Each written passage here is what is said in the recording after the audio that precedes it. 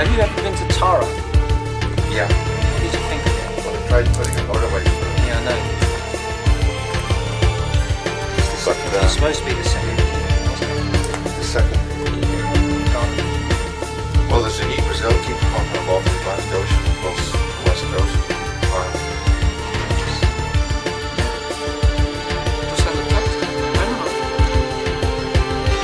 The situation is we've got another researcher and also experiencer who has mentioned how they get control of people by taking their children away. His name is called Mikkaal, and we've interviewed him for some length, part of a series of interviews, and he discusses really how they get control, how MI6, how the Secret Intelligence Services get control of people. They get at your children, and they use the affection weapon, as John Irwin mentions. So it's very important to look at this with a multi-layered approach.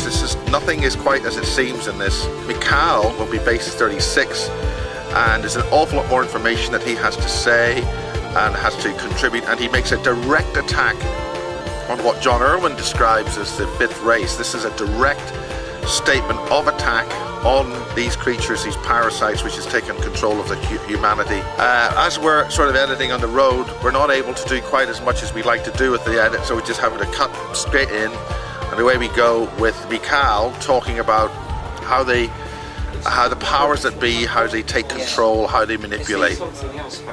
Mikkaal, the experiencer, currently in Glastonbury in the spring sun of April 2014. Or for the attacks that have been occurring on both of us, really. But they're not just from that source, they're coming from different sources. Some of them even ancestrally, that are being brought back now because they remember who you are when you come back here. Yeah, but you're definitely challenged as well. Yeah, so... It's not only the attack, you're challenged as well. But it's because, you know, when I'm outside the body, apparently I do a lot of damage to a lot of dark energies, but mine are conscious attacks to other energies, military and otherwise. You know, I do have a lot of out-of-body experiences that involve that type of stuff. I work with somebody else here as well, who is involved in this stuff, and he's more like a protector towards me when I'm outside the body if I need him. He's like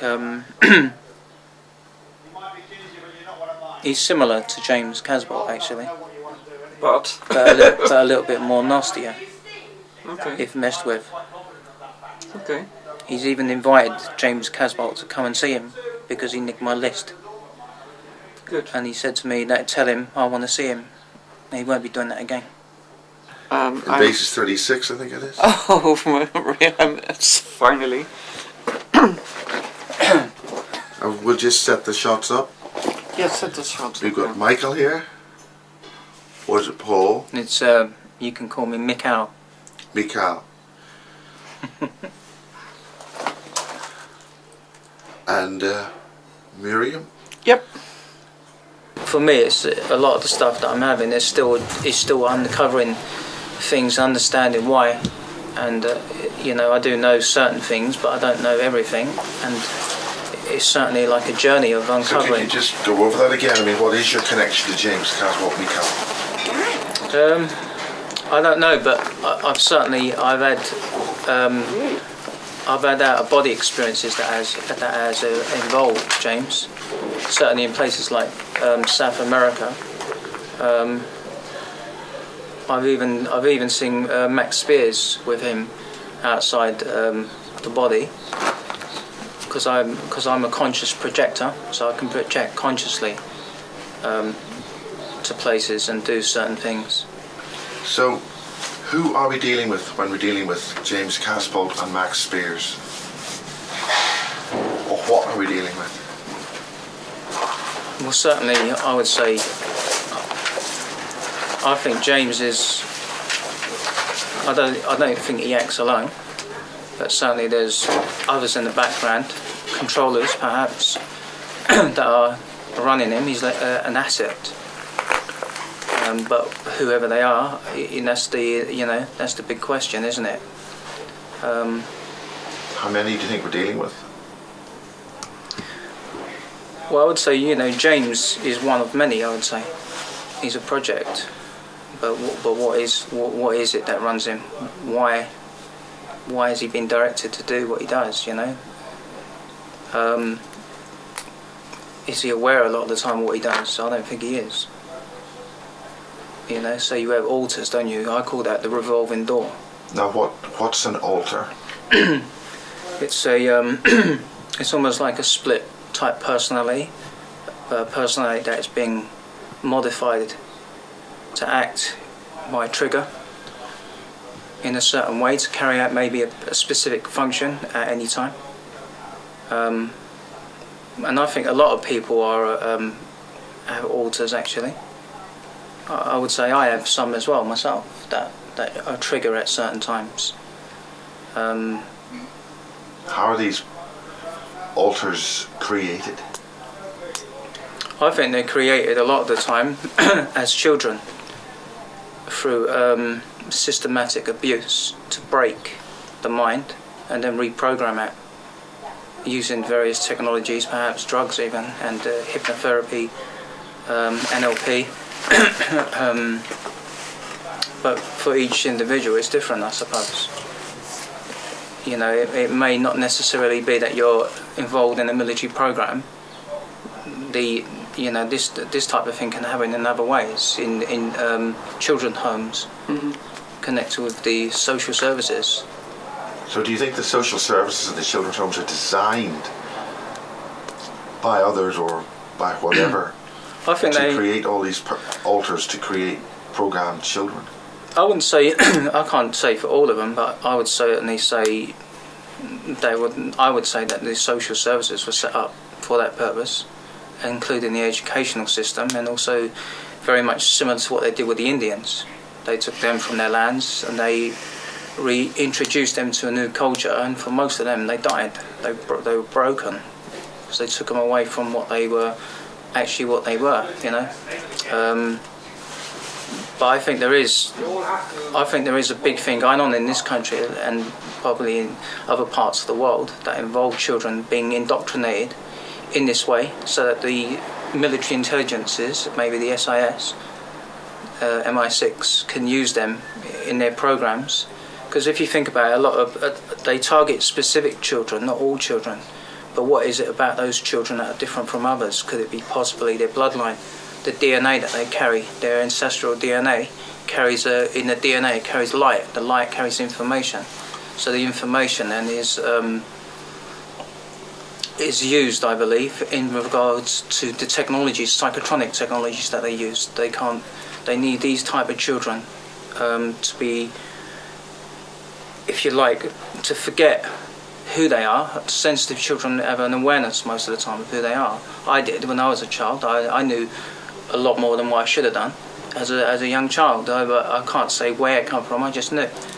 But certainly I would say children are used in this way.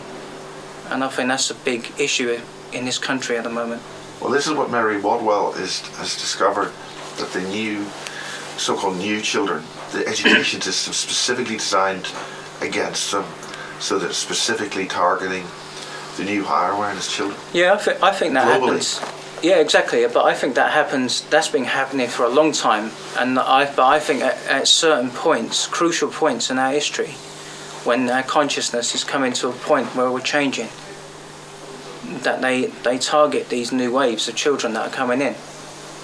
You know, some people call them indigo, some people call them star children, but certainly they have a specific genetic code that is very important for the survival of this planet and for it to move forward. But the military intelligence in this country, certainly in this country, they have an interest in that. You know, they have all these programs that were started by the Russians, who were interested in, you know, in psychics, and then you had the Americans, you had the Operation Paperclip, you know, with the Germans, and the continuation of their experimentations after the war.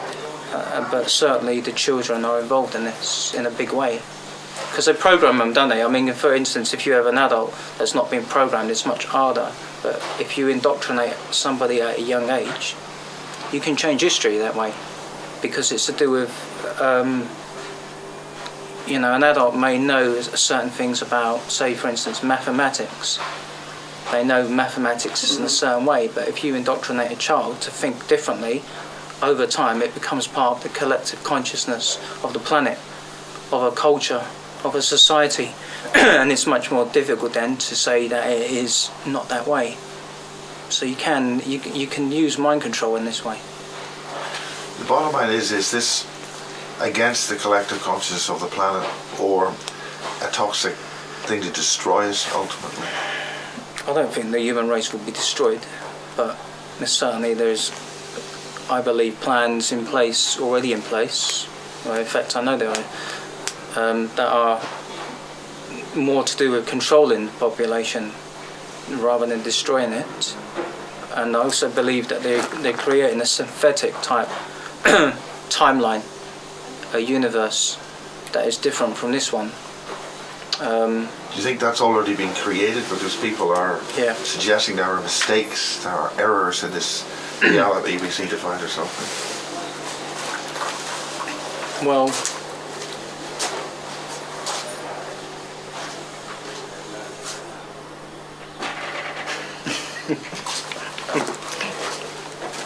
I didn't know you could do that. you know now. You know now. What did I do there? Well, you see, the idea was that you would continue to answer the question. Well, I stopped the vacuum cleaner noise. It's a secret vacuum cleaner noise. Well, the big question is, are you in the same place that you were born into as a child? Are you in that same place now, or is this an holographic constraint or construct? This is what other researchers seem to have been looking at. They've got, or John Irwin is saying, they've now got what they need in generating a false reality. They've got that technology. Yeah, this is what he was fighting against to stop them getting 50 years ago in 1959. But he now says they've got everything they need to carry out their plans, and he's saying the powers that be are not people. No. You agree with that? Yeah, I do. What are they then, and what can we do about it? Well, you know, the ancient world is, you know, history has been changed there, but in the ancient world, certainly, that there were non-human life forms, but they never left the planet. They're still here. You know, people tend to look up. Don't look up. They're already here. They're already here. The extraterrestrial thing is the great misdirection of our. It's not up. It's here. Yeah, it's aware. And so, what are they? What do they look like? What can we? How can we recognise them? Well, if you're not seeing them before, you'd certainly probably be shocked. But I don't know. You're dealing with lots. You're dealing with greys. I mean, I've dealt with the ones that King talks about, the programmable life forms. But I've dealt. That's it. But I've dealt with them outside of the body. When I done the remote view on the dark side of the moon, but also the I've dealt with reptilian types, draconian types,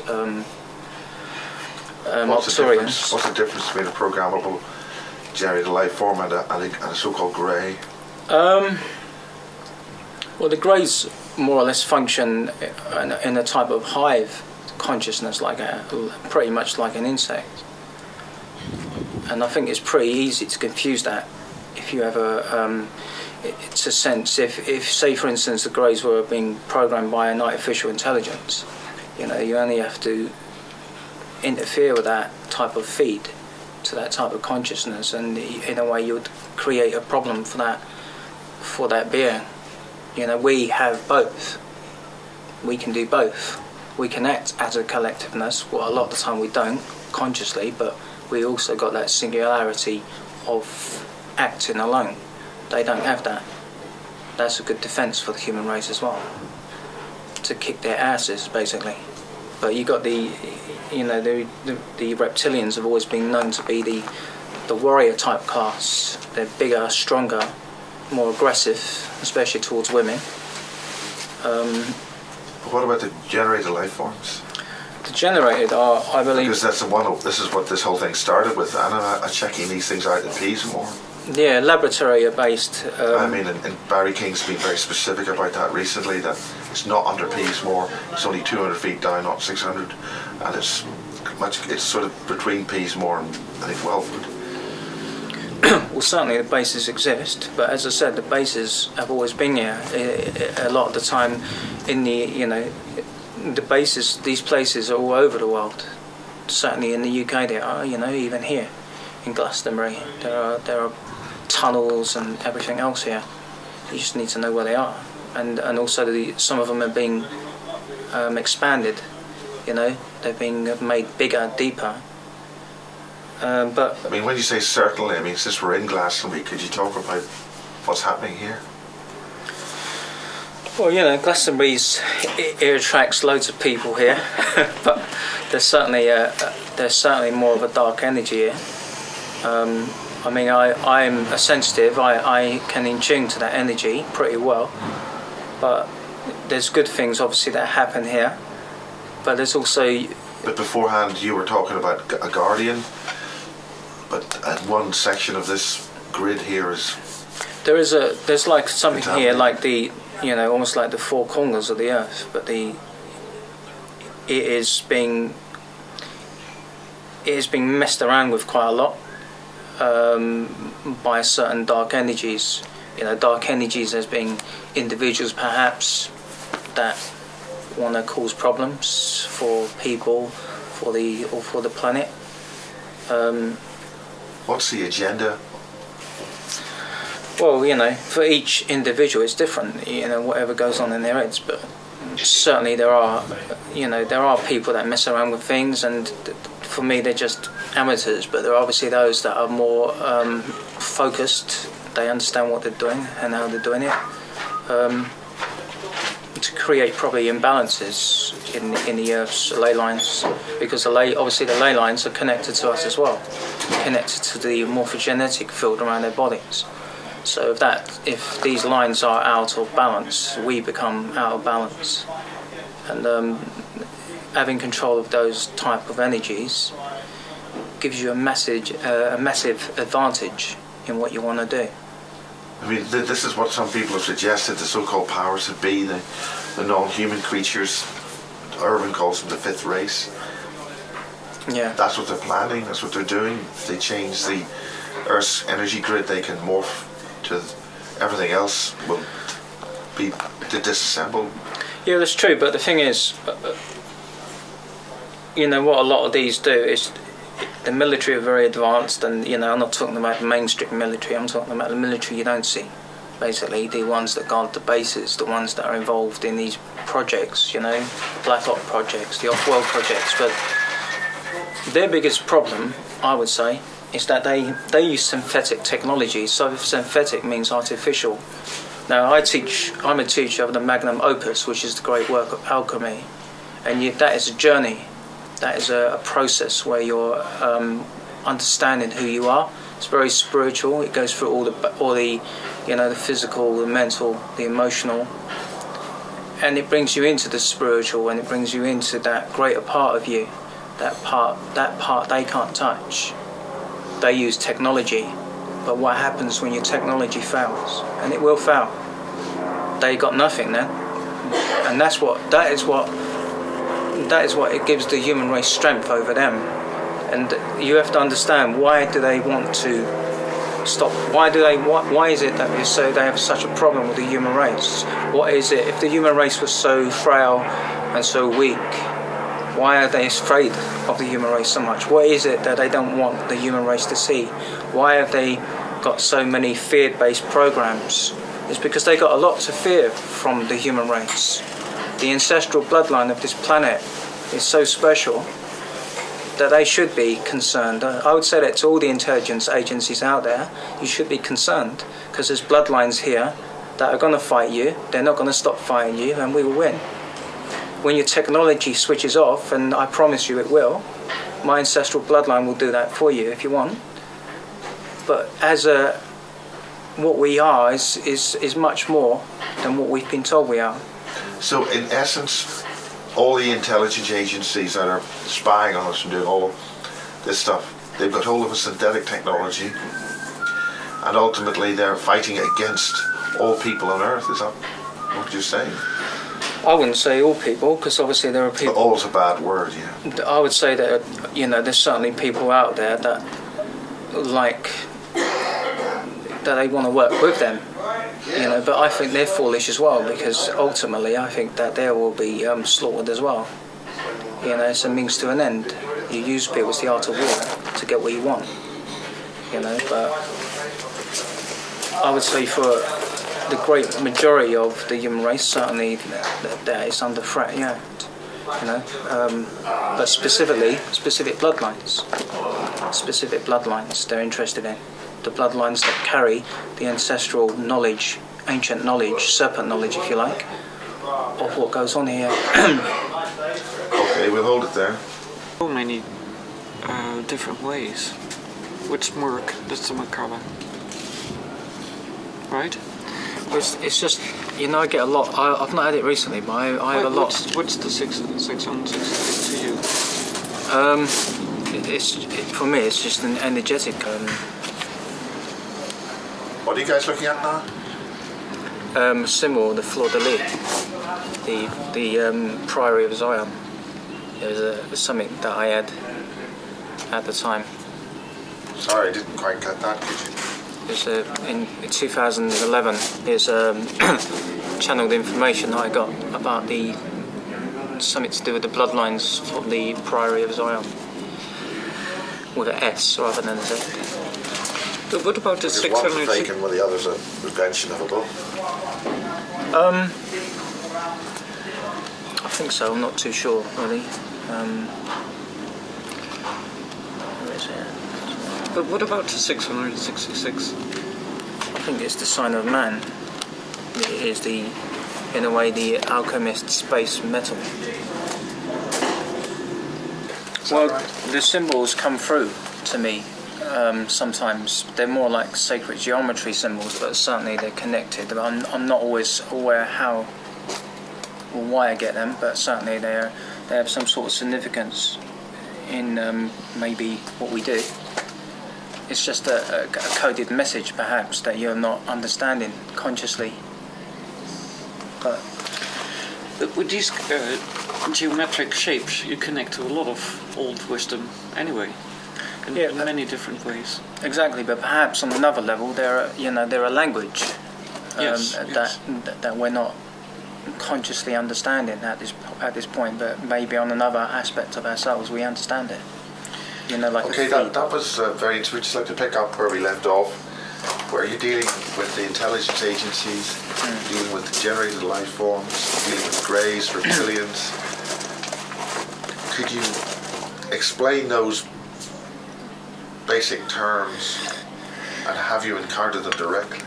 I've encountered the greys. I've had many bedroom visitations as a child, but also as a teenager, a young adult with greys. I've touched the greys. I've been aggressive towards the greys. And there's many different types. What types have you? I've dealt with the larger type greys. The ones, they're taller greys, and the ones that have they have 3 fingers with long claws.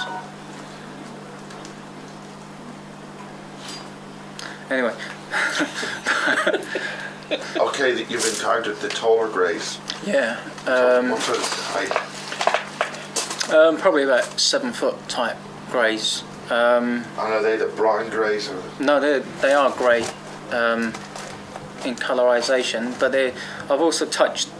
There was an encounter that I had as a young adult, and this was in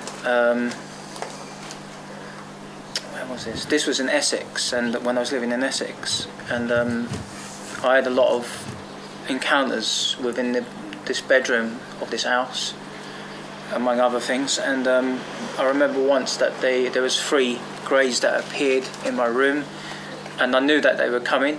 You have this feeling, almost like dread feeling, which is associated with the jinn as well, and so I had the light on, I could see the room, and I put the covers over my head, but when they appeared, they were there on the side of my bed, but I knew that they knew that I was awake, and I was quite aware that they knew that, you know. And one of them put their hand underneath the cover and touched my hand. So I touched the hand, and I was thinking the skin is very, it's like a dolphin skin. When you touch a dolphin or a whale, it's that type of skin. And I've felt 3 fingers or two fingers maybe and a thumb and long nails, and then it removed its hand from me, basically from my hand, but then they vanished.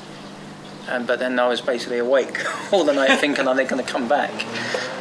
So I had a lot of these experiences, but then what I understood is that my early experiences were more physical here, but then it started to change more metaphysical. It used to be more interdimensional. So a lot of abductions with experiences, I do believe, take place outside of the body rather than in the body. You know, rather than here physically, we're removed. You mentioned the jinn there. What's the difference between the greys and the jinn? I think the jinn are more dangerous. Why do you have a similar feeling? Well, the thing is, I believe I've had interactions with the jinn as a baby. The reason I say that is because when I was born, basically, I was born in London, in Tower Hamlets in London, and the house that I was born into, which through my research I've done, was actually a Roman burial ground for people that had leprosy, that were buried outside of the city walls. And the archaeological departments have shown this, that where I was is Roman. And as soon as when I was born, there was lots of specific type of activity in the house that wasn't present before. And what type of activity? Like when I was in my cot, basically there was blue and green orbs flying around my cot, which was seen by my parents and brothers. They were young, you know, they were older than me, but the activity went on, and it resulted in violent poltergeist activity in the house, which is often associated with jinn. There was also a green entity, a plasma type energy floating around and seen as a humanoid form looking over my cot, which terrified my brother so much he wouldn't go basically in the room, even when my dad threatened him to get up the stairs and get in the room. Yeah. And who threatened what? Like when my dad sort of said to my brother, like, you know, go to bed, because my cot was in the same room as him, but because of what he was so scared that he wouldn't go in the room. But were they only scared by all these presences and also by the orbs? Because, you know... Well, the thing is that there was lots of activity, poltergeist activity. I mean, my brother, one of my brothers, he was thrown down the stairs in this house in London when I was a baby, and my mum used to hear a disembodied male voice calling her name when she was in the house on her own. There was a constant, you know, when you bang on a solid wall, it just has a thud type, you know.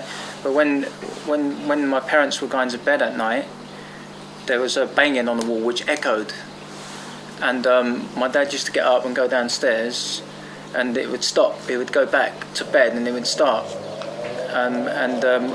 One of my other brothers had a wardrobe thrown on top of him when he was sleeping in there. The house used to go cold, and it was only until they got an exorcist from the Roman Catholic Church, who my dad was involved with. Because how did that actually work? I'll tell you about my parents in a moment, but because again we had the military point of view here. There's always a military connection with experiences, which is interesting. But anyway, they got an exorcist in, and it stopped, basically. But that stopped. But other things, as I started to grow up, I started to have lots of activity with lots of different things. Such as? Well, one of my brothers that I was with, he's 2 years older than me. We both had experiences with basically different various types of craft. I remember once we were playing in this area where my dad worked, and both of us encountered again like a grey type being. it was just like looking at us. We were, we were only young. We didn't know what we were looking at, but we were like frozen and just staring at it. And it was like there was two doors, linked in like two glass doors, and we could see through. And it was just standing there. It was definitely out of place. We wasn't dreaming because we both see it, and we were both scared. And the only thing I can describe it as is the being that comes out of the ship from the Close Encounters of the Third Kind with the long arms. And it actually disappeared, and and our dad was coming in to see where we were, and we told him, and he went to investigate, but he couldn't see nothing. There was another time in the same place but outside, we both encountered. Sorry, do you think your father knew what you'd seen?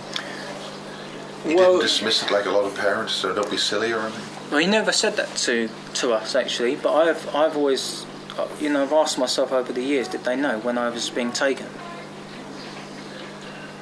So I don't know. Maybe. But I wonder sometimes when you're screaming, basically, when they're taking you, did they know? Anyway. Is that disturbing for you? Sometimes it is. Sometimes it is. It's memories. So it's just, yeah, maybe. Anyway, so Can it be that it partly knew? They just didn't want to go into I don't know. I don't know if they did, but dealing with it. maybe. But I mean, there was times when there was a time basically when I was, I decided not to sleep in my bedroom. I went downstairs and I had an encounter with Grace and the military. And Where was this? This was in. Again, what type of greys, if you could identify? These ones, I don't think these were the taller ones, but at the same time I was laying down and I was aware of the room I was in, and I encountered, I had the paralysis that often comes on with these type of things, this associated with these type of entities. And then I had a hand go over my mouth, and I looked. I couldn't move my body, but I could look around to a certain degree. And there was a grey above me who put his hand over my mouth, basically like that. And there was another one just on the left of me, and he had a device in his hand, and it was like a laser. And I was thinking, what are you going to do with that?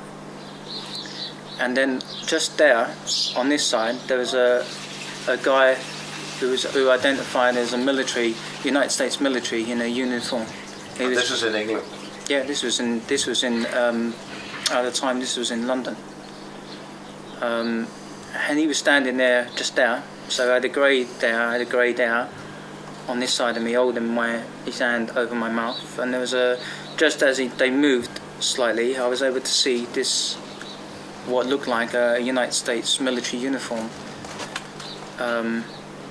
just standing there watching. Were these generated life forms you mentioned? These wasn't, no. These were greys because of the eyes, the almond type eyes, in the same way depicted like Whitley Strieber's, but grey, not sort of brown, light brown. But this one removed his hand, and I was trying to shout out, and I was struggling, and I couldn't move, and I was terrified, and I wasn't that old really, and the one with this metal device started to drill my gums basically, and I could feel it burning. But although it's interesting because although it's here now, I think there's an aspect of it that isn't. It's sort of outside your body in some way. And I was like, but I could feel it actually. I could feel it burning my mouth, and I was struggling with it, and I was trying to shout out, but no one would come to help me. And I often wondered why, because sometimes with abductees, there's a case of that people are they're told to not go into a room, or they're told to stay where you are, stay asleep. I think that happened with Whitley Strieber, with his accounts. Now, you mentioned also that the light was on in the room. There's been some mention, or I'm not sure if you said yourself, that putting the light on the room did something which made you more susceptible to being abducted. Well, I think it does to some degree. I'm not sure how, but I mean certainly. I think certainly with the jinn type entities, I think it. Again, with the jinn, I believe that they use advanced technologies to mystify people. They have a certain type of, psychic ability, but I think most of the time they use technology, which is advanced technology. But to the untrained eye, it may seem that they're using psychic means, but I disagree. I think they use technology. I think if you understand that technology, you'll be able to deal with them much better. Now, this is not the same technology that you're saying that the powers that be have, the synthetic technology. No, I think it's actually more advanced than that. I mean, if you think about it, it's like the technology that they have is most of the time it's been given by various races. It's been stolen from the ancient world, which is the Middle East, basically Syria, Iraq, Iran, Afghanistan, places like this. The jinn have done this? No, the military, United States, or other, United Nations. No, I mean, Miriam, you nodded your head there. What do you? Sorry. You definitely said when I said, is it synthetic? You said no. No, it's because it's one layer above that, at least one. But you're familiar with that? Well, I don't know if I'm familiar with it, but I resonate with what Mikkaal is saying, and it's about technology that we are familiar with, but we forgot that we have this knowledge, and that's where he is about. He recognizes the knowledge, and that's why he is a threat. What I'm trying to get here is the use of stolen technology, which John Irwin refers to. Yeah, you were saying it was stolen by. You said it was stolen by the military? The military or the jinn? I wasn't sure. I think a lot of military are used as devices as well, because they're manipulated to play their role, but they're not the ones who steal it. But there's another layer to it, right? Well, certainly I would say you got three things going on here, three dynamics. One, the technology has been given through exchange programs with various races, with the human elements. It's been stolen through jump rooms and off-world projects. So you're saying that jump rooms are real? This is important because this is stuff that Caspol will mention, and the other guys will mention, and many people dismiss this. Well, it's dismissed, obviously, because to some point you can't really, prove it unless you've been there and done it, But certainly, I do believe the jump rooms exist. Listen, let's get something straight. There's stargates and wormholes all over this planet. Some of them are man-made, like some of them, again, synthetic. But certainly, there are ones here that are natural to this planet, and I think you'll find these on every planet. There are stargates that exist in Glastonbury. There are people here that know where those gates are and how to use them. But certainly the jump rooms exist. What's the difference between a jump room and a stargate? That's a good point. I think it's more to do with what they can do, really. Maybe how far you can go from one place to another, and what you can access. I mean, a jump room would infer it's local transport. Yeah. Stargate would infer it's like intercity, interplanetary, intergalactic. Yeah. Interdimensional. Well, they're all interdimensional. I wouldn't say all of them are, no. But I think one of them is just a case of getting from one place to another, at one reference point to another, which is, closer, quicker, where others go out further. Do any of them go back in time or trans-jump time? I think some of them do, yeah. I think you'll find some of them in Syria, places like Syria. Certainly, as I was saying, wasn't it before off camera, that almost all the wars that take place on this planet, if not all of them, are for the recovery, possession and control of all ancient technologies for whatever reason. But certainly the places... The Iraqi war, It wasn't the all oil of they it, wanted, it was the stuff out It of the wasn't. machines. I don't believe it was. I don't believe they need oil. I don't believe they needed oil for a long time. Maybe the mainstream military do, but certainly the black op military, the hidden military doesn't. It doesn't need that. They use, anti-gravity propulsion systems. You got the, the technologies they use under the secret space program, which certainly doesn't run on oil. You got Stargate technology, doesn't need oil. You don't need machines for that. There are other ways of moving around the planet, but that's not what they're telling people. That. Are you able to discuss anything about the secret space program? Well, I was going to do that at another time actually, but it's something. Essentially, we're talking because of what seems to be a bit of a crisis with the Casbolt charade. He's a fraud. It's the whole thing's a catastrophe. At the time of filming, he's in a state of crisis. I've been banned from the Super Soldier Summit in Las Vegas in May 2014 because I talked to James Casbolt. Yeah, but the thing is, I don't believe James Casbolt is a fraud. I do believe that he, to a certain degree, he has these experiences, what he said he has, but again, I think there's a lot of factions involved with James. But as I say, James he's not the first. He's not the last. There are others on the planet that are similar to James. Perhaps he doesn't have contact with these, but I certainly know myself that there are others that exist. I have a friend that's very similar to James, and he's very dangerous as well. In the sense of the last person I interviewed here in Glastonbury was Matt Todd. I know and that. he specifically referenced at the start of the interview. I donated that interview to the Match project, but he specifically referred to James. Yeah, I remember seeing that one.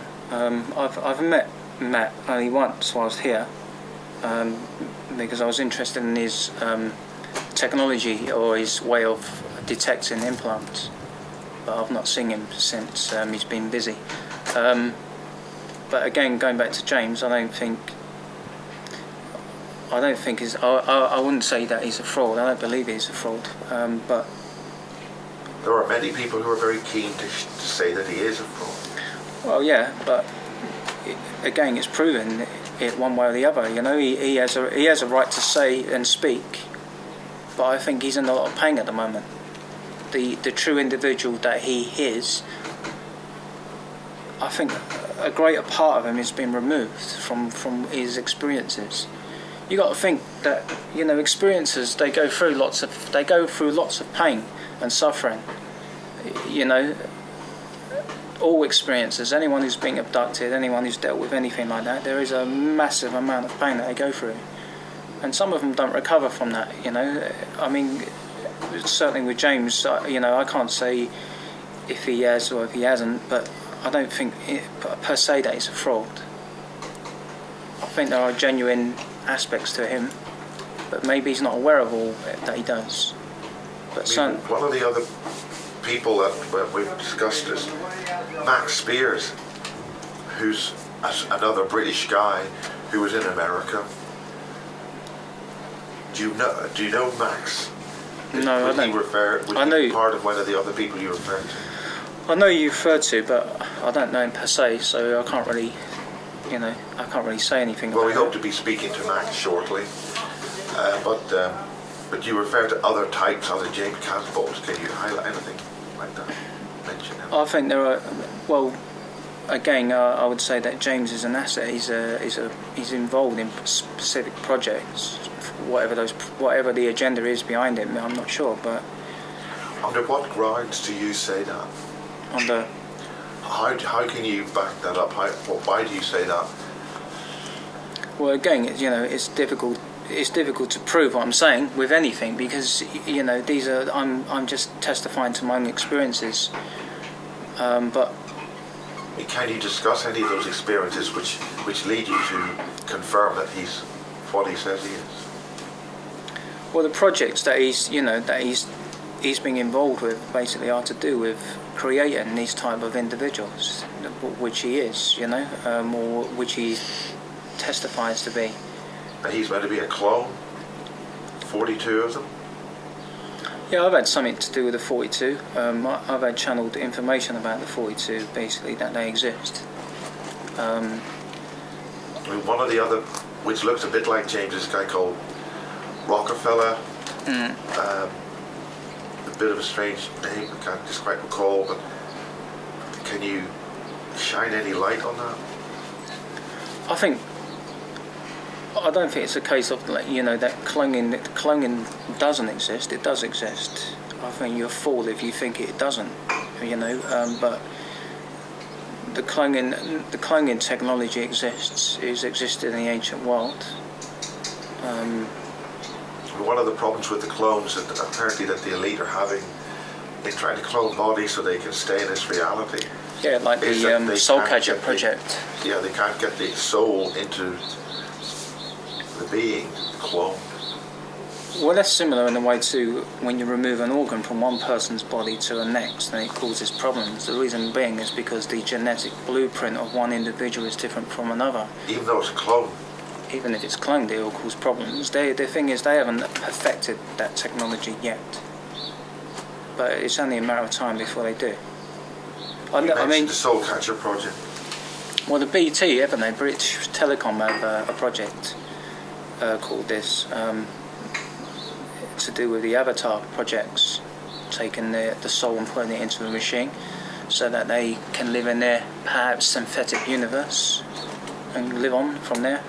Perhaps they're afraid of what's waiting for them if they leave here naturally. Can you allude to that? Can you discuss that? What would happen to them? Yeah. Well, certainly I think that they'll be accountable for their actions. I know that they, you know, for me they are, you know, people call them the Illuminati. I disagree with them. I think that's an insult to call them that. You know, Illuminati means to illume, to shed light into darkness. They're certainly not light. Their intentions are totally against this planet. But I've got news for you. Your days are finished here.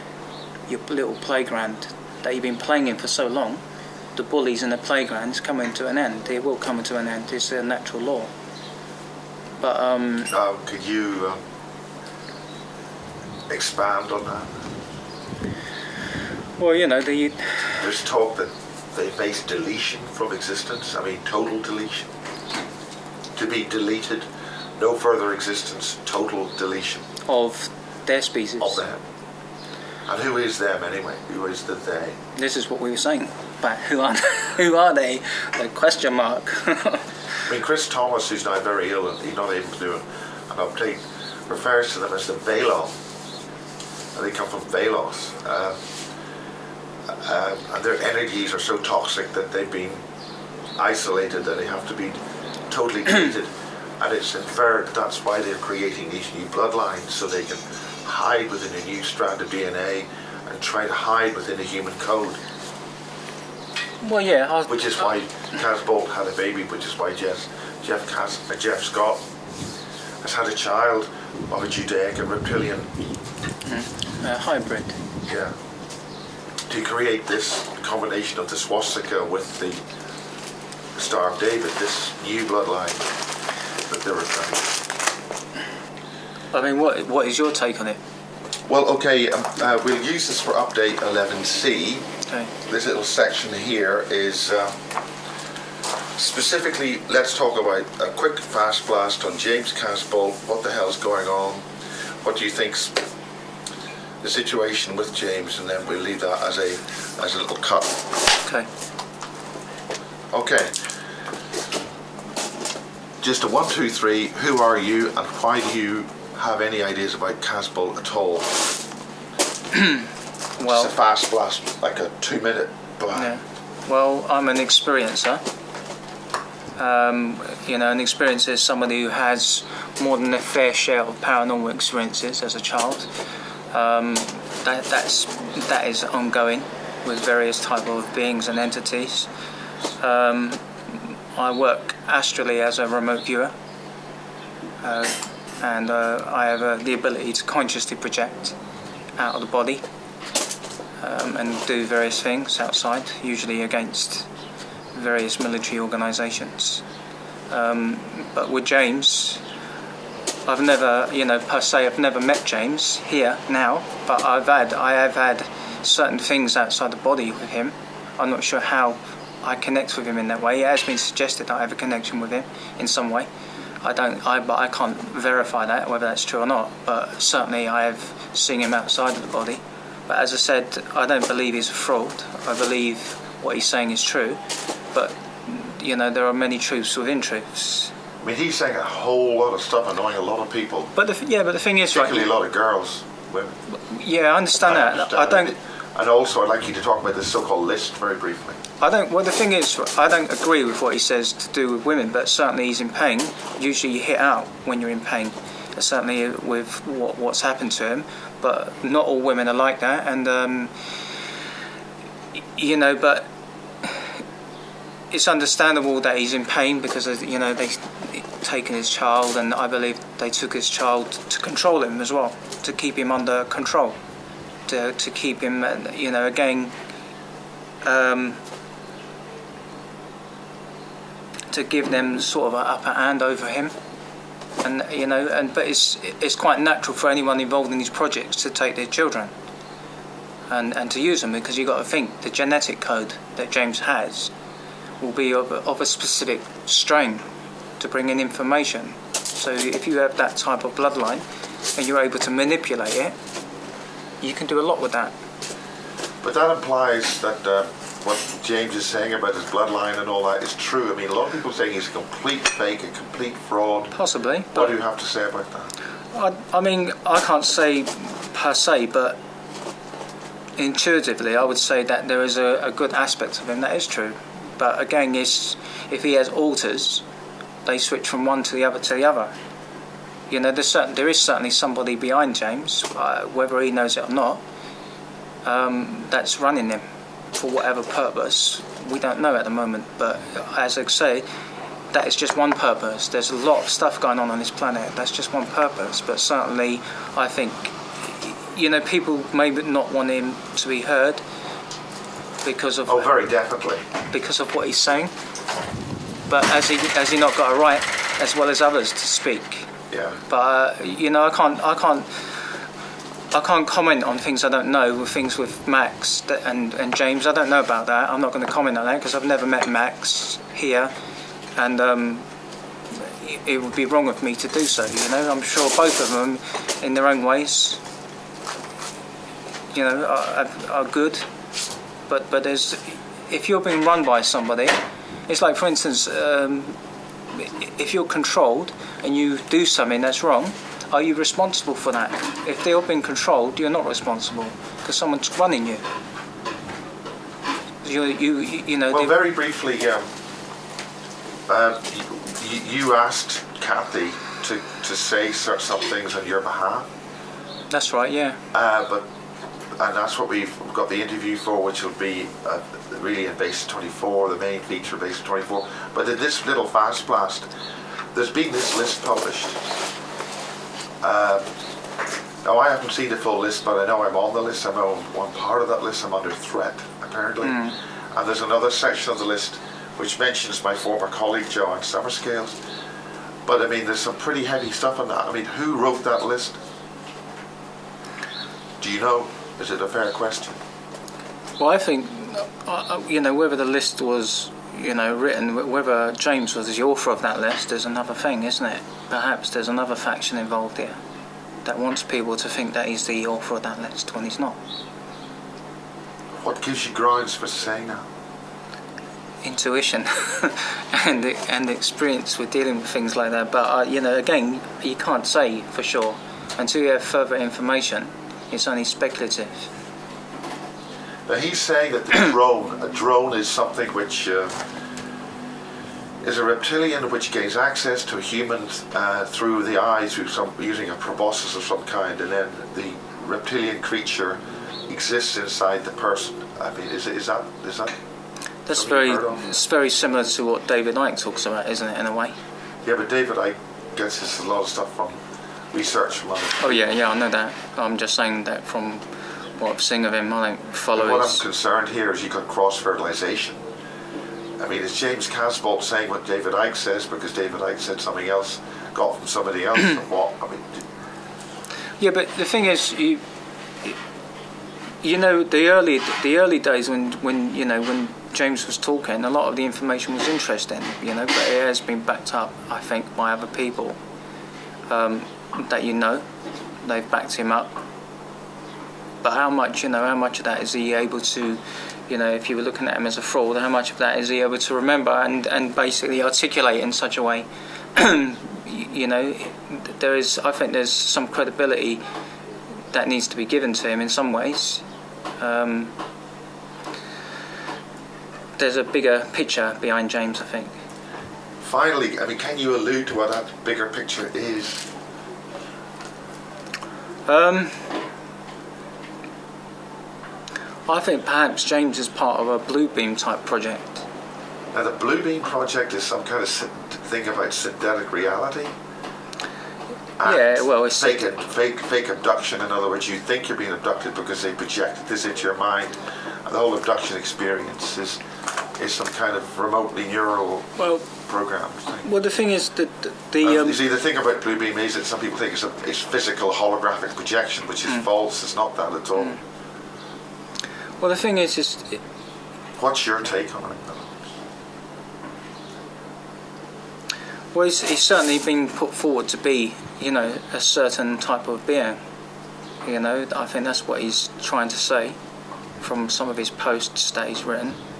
That, you know, he's like a Messiah type being that's been created, or you know, or perhaps he thinks he is. But he does refer to in the interview, which is yet to be published, and it won't be published till we get the rest of the earlier interviews together, which could be some time. But we're filming in April 2014. In brief, what's your bottom line about this whole subject? Max, James Casbolt. Well, I won't. As I said, I won't say nothing about Max. I don't know nothing about Max. I won't want to disrespect anyone in that way. You know, I'm not disrespecting James either. But as I said, I do believe there is a genuine aspect to James. But certainly, though, there's a lot of anger coming from James from what's happened, and I think that's natural. I mean, if he has been involved, you know, in these projects, and he has every right to be angry, I believe, because it's an emotion. Why should not he express that? Yeah, but a lot of people are very angry with him.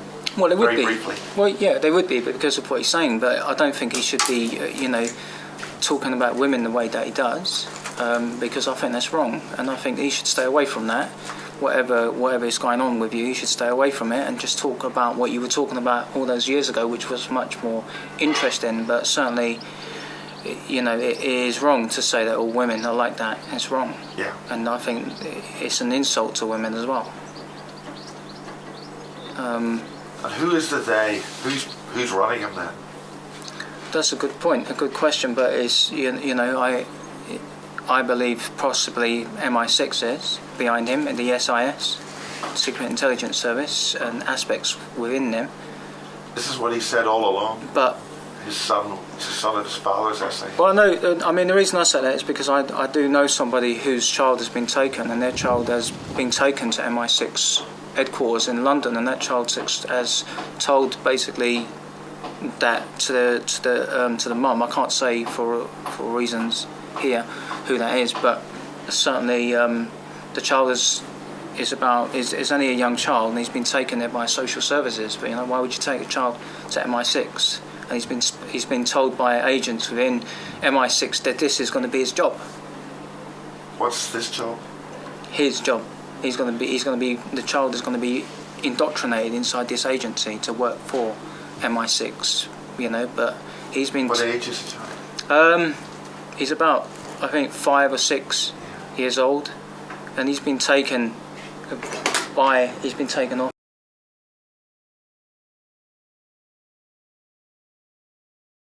lab, and she's involved in different things. And the moment I was talking to her, he sent me a thing on my timeline at exactly the same time I was talking about the very subject I was talking about to her.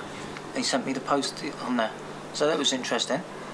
But that happens. That happens in a. I mean, it's a positive thing that it happens. I just laughed. Right? I mean, I have that thing happening with Miles once in a while. I wake up at 3 o'clock at night and I've got to text him now, and I get a text back in the same second. So I'm like, and what is this? That's waking us up to send a text? I don't know. But I agree with you. It's not about Casbolt. It's about what's behind it. And they're putting a lot of smoke curtains to keep us away from identifying the real dark forces. But the thing is, they created, they're masters at mind control, really, and they're very good at what they do. They have lots of time to do it, and they've had lots of teachers. But the thing is that with experiences, certainly, and everything experiences encounter, whether human, non-human, jinn, whatever you want to call it, it creates this type of world where you don't know what's real and you don't know what's real and what's not real, and that's designed to basically so researchers, investigators can never get at the truth, and it makes us look stupid. And to a certain degree, not so much now, but there's certainly that involved in it, because there's lots of different aspects. It's like an onion, peeling an onion, and one layer, another layer, another layer. And it's designed that way, and it actually works. It's like the art of war; it works. And well, but that's of course the thing that a lot of humans are deprived of their consciousness, so they won't know what is true and what isn't. So they're not aware of their own capacity to create reality instead of experiencing it the way it's presented to them. So I mean, to a certain degree, when we're talking about James as well, he's doing the very thing that he wants, because again, I actually look at James very similar to Aleister Crowley. Okay. And you know why I say that? So Aleister Crowley, he established himself he established himself in the collective consciousness of man, that whenever you come into esoteric subjects, he will be there looking at you. He'll be mentioned, he'll be in literature. And this is how James is. Because at the moment, when people are talking to him, he's moving into the collectiveness. Like he's a celebrity. And it's like whenever you're involved now in these subjects, his name will come up. Because it's imprinted now into the collectiveness. And there's a reason, I believe, for that. I believe that's part of this agenda behind him. Yeah, but that's what people in fear do as well. They pick a role model.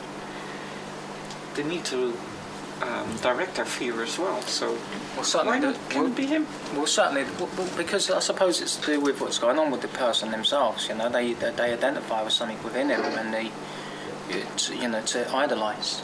Right. And because they don't know really who they are, so they choose a type of energy, and why not him over somebody else, Exactly. But it feeds his protection, his.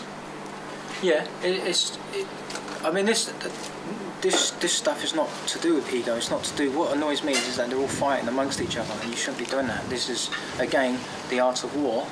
This is what these energies want. They want to separate us. They want us to have infighting.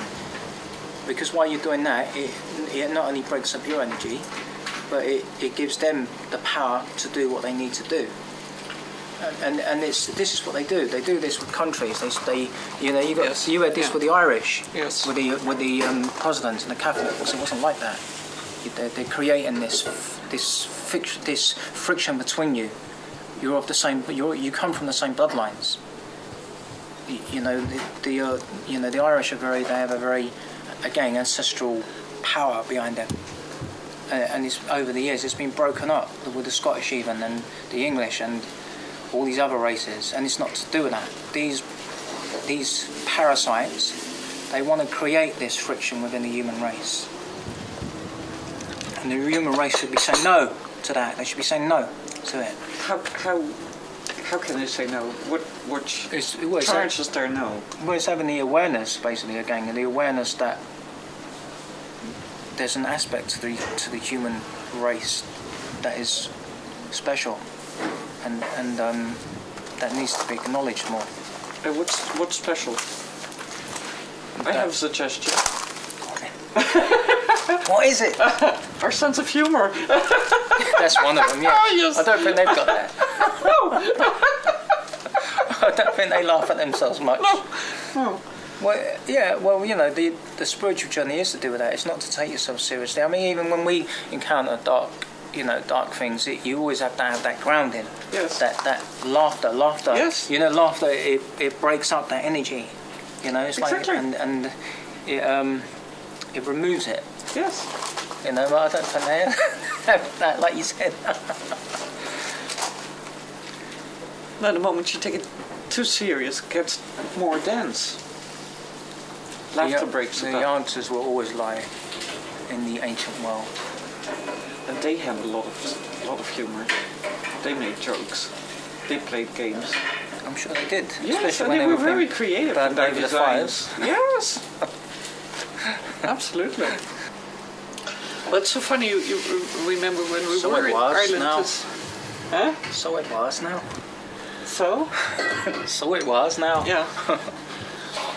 What was the chair? Is it St. Patrick's chair? St. Patrick's Chair in Well is where we had Alien Mountain at Kiss FM in Energy 106, and where Lawrence John was taken 4 times by beings. Is he one of your engineers? No, he was the creative disc jockey who we were believe was taken by Intel. So he was used for programming music at Energy 106, which is why at a 1 megawatt pirate station we were still allowed to broadcast for 9 years. But when he broke his programming in the last few months of Energy and did some of his best work, best transmissions, that's when he suddenly started rating us to make sure we stayed off air. But St. Patrick's Chair is a beautiful old meeting place. What was this? Again, it's called St. Patrick's Chair in Well because it's don't- something St. Patrick couldn't destroy as an agent of the Roman So they named Empire it to destroy but it's the essence of the Irish, Well, the Irish. Isn't St. Patrick? Wasn't St. Patrick another aspect of the Anunnaki god, Enki? He was Well, Belfast, the god Bel, yeah, Bell, yeah. which is where we were transmitting to across the energy lines.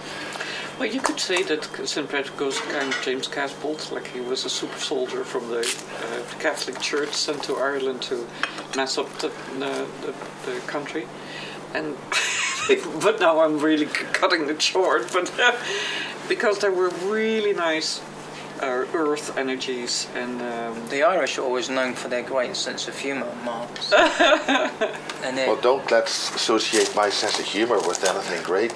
That could be a wee bit pushing it too far. well, you know, other people have this. Why not you? hey, listen, my point was serious about St. Patrick's Chair. I am serious. Okay, do you want to just mention that again? Yeah.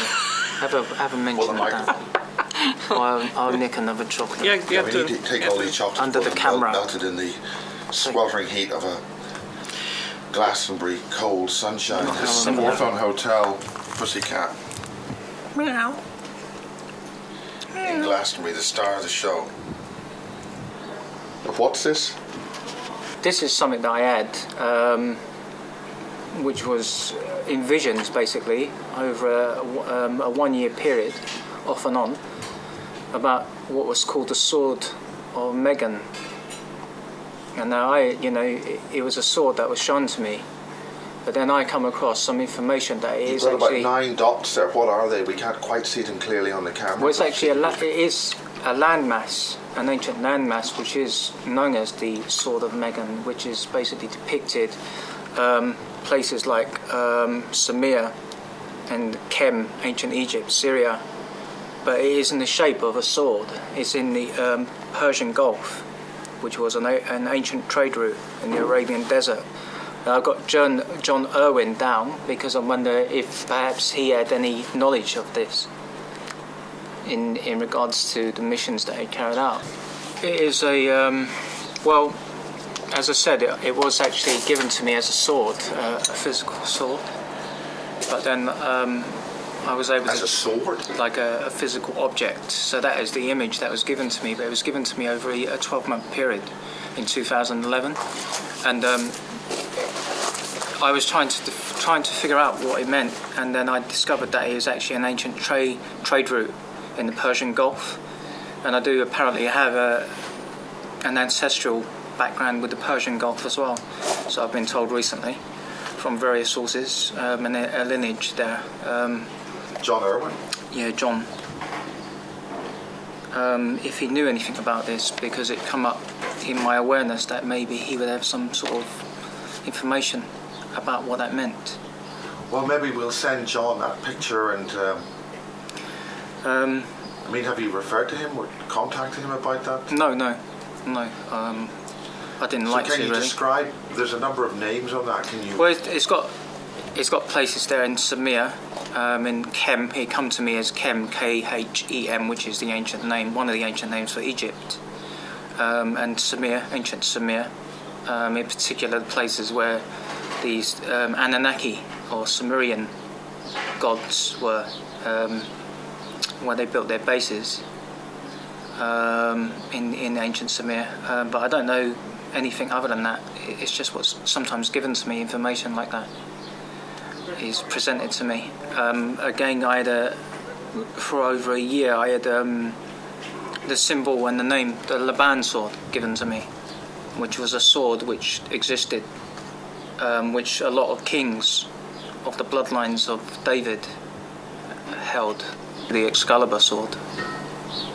Which of course connects us with where we are at Glastonbury. I think the swords themselves depict ancient energies, serpent energy.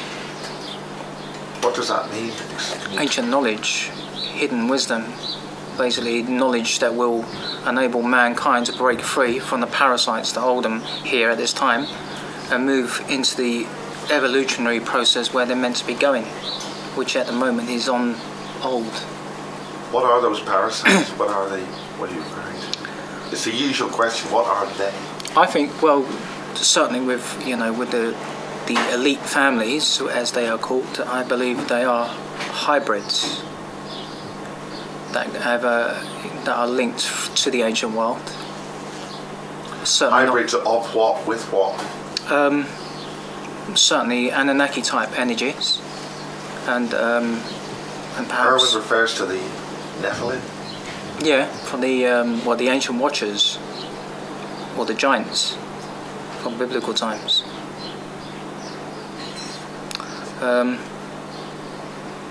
I think there's certainly information there about these, but I think again with what people talk about with those type of beings is a little bit again misleading in their true nature, and perhaps they're not that bad after all. Again, the art of war is used, and people are sometimes made out to be bad when in actual fact they're the good guys. So who are the they again? It's changing. Who are you referring to? The various extraterrestrial and interdimensional energies that exist here, but there are different races, so I wouldn't say there's one more than there's a bigger picture emerging there, in the same way there's different aspects of the human race. So it's for each person that are involved in these projects, they may be dealing with different types of beings, but all of them are connected in some way. Again, I think the answers lie in the ancient world. When you understand the ancient world better and its history, it will give you a much clearer idea of where this race is going now and why it's being led in a certain way. Now, there are different ancient worlds. I mean, are you talking about Atlantis, or how ancient are you dealing with? You talking about the era of the dinosaurs when we first came? I would say, I'm looking at more to do with the ancient mystery schools, Atlantis, Lemuria, certainly ancient Kem, or Egypt, Syria, or Iraq, or where Siberia was once, but certainly all these type of places where the ancient mystery schools were, is certainly where I believe the information lays. The technology obviously exists there.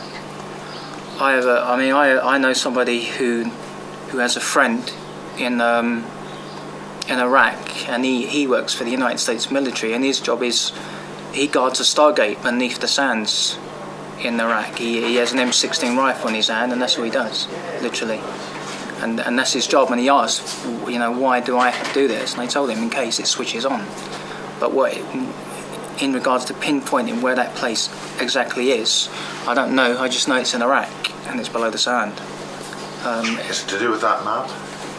Maybe, I don't know. Maybe. So this is the case of research in progress. So it's sometimes I'm presented with symbols about certain things, and I may not know exactly consciously what they are, but certainly they have a link to why I'm here, what I'm doing here.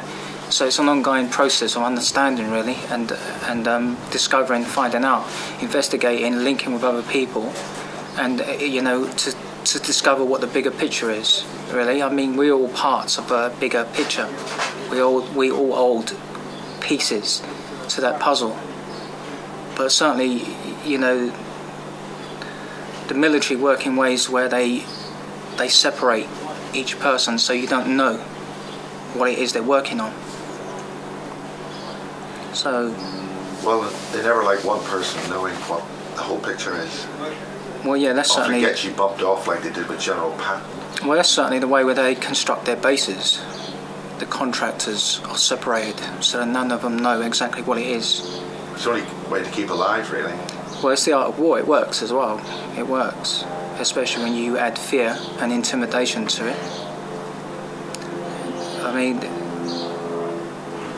this is the thing with James as well. If in regards to taking a child away from somebody, you have a better control of them. When I had my field restabilised last week, and I've had this before as well, is that I've been told that my seed was contaminated, so that if I had a child, the genetic link to that child would be quite strong because of my ancestral bloodlines. And everyone experiences have a certain type of lineage, a certain blood type, a certain bloodline, ancestral type of what they've done in the past. It carries on, it links on to where we are now. It carries on, whether you're doing it for good or bad, positive and negative, it's certainly there. So I had my blood in that way contaminated, and that was in a good way or a bad? No, in a bad way. When my field was looked at, basically last week, I was told that I should be dead by now because it's being attacked so often. I also had a specific type of cancer introduced into my system, which was designed to kill me, and that has been removed. How has that been removed? Who it was removed by the lady who I told you was the guardian of the grids here, the ley lines in the four corners of Glastonbury. But I can't identify her on camera, but certainly she was able to do this. But the thing, it's interesting because last year I had something was told to me as well in regards to this about having children.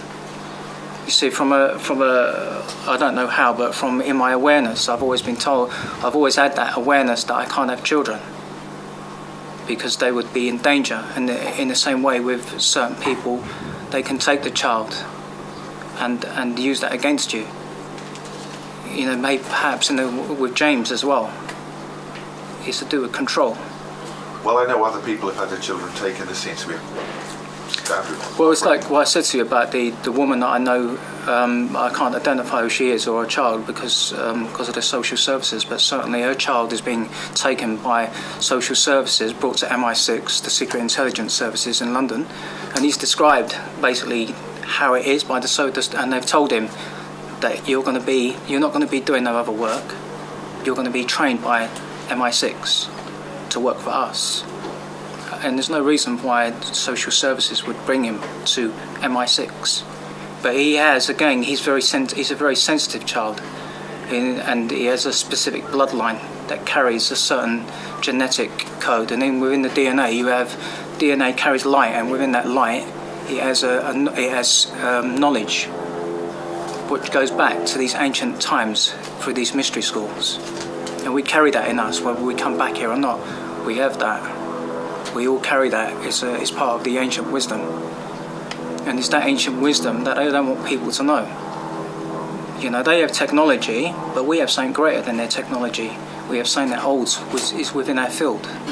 When their technology fails, and believe you and me, it will do, they're going to be sitting ducks. There will be nowhere for them to hide. There will be no place where they can go, not even in the underground bases, where they won't be found.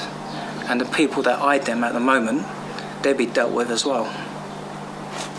They'll be dealt with. And there won't be no forgiveness. You're saying that again, and you mean it. I do mean it, because it's an ancestral thing. It goes back a long time for the races that have existed, that have dealt with these parasites. I have news for them. We're here again, and we're not leaving. And you're going to be dealt with one way or the other. But as I say, from my point of view, there will be no forgiveness. You will be dealt with, and the human race will go on to where it needs to go. At the moment, they're holding it. They haven't stopped it, like some people have suggested. They've put it on hold. But sooner or later, the gloves are off. So, well, anything finally you want to contribute on this short basis? 36, I think it is. I mean, I've been told basically I come from a place called The Constraint, and all the people I've spoken to, they don't know where that place is. And a friend of mine who I told you is very similar to James Casbolt, he's been told as well that he comes from this place as well. But it has been suggested that it exists somewhere around the area of Jupiter. But I've been told I'll be given information to pinpoint it outside of the body, in a way so that I can home in on it. Like a prison ship or game? I don't know, it's interesting because the word constraint in a way, it sort of may indicate a place where you're, you know, like a prison. But are we not on a prison now? A prison planet? Any final words? Before we talk again some other time? Well, not at the moment. I'd like to speak next time maybe about the secret space program, and also about the jinn, the ancient jinn, and their agendas here. The jinn is in much trouble as we are? I don't think so. But as I said to you before, the jinn mystify things, I think, a little bit. Again, with the art of war, I think you'll find they use advanced technologies to mystify people that have no knowledge of such things. So, again, it creates that fear. But when you understand the technology and how that technology works, it's a different story. But we have something greater than that technology, which is within us, ourselves. And when we find that, that's all you'll need. Because, you know, we have wormholes, we have stargates all over this planet, man-made ones and, you know, natural ones. But we ourselves are stargates. Our fields have the capacity for us to move into various places. And I think you'll find that's what they fear. They fear us knowing this stuff, knowing this information.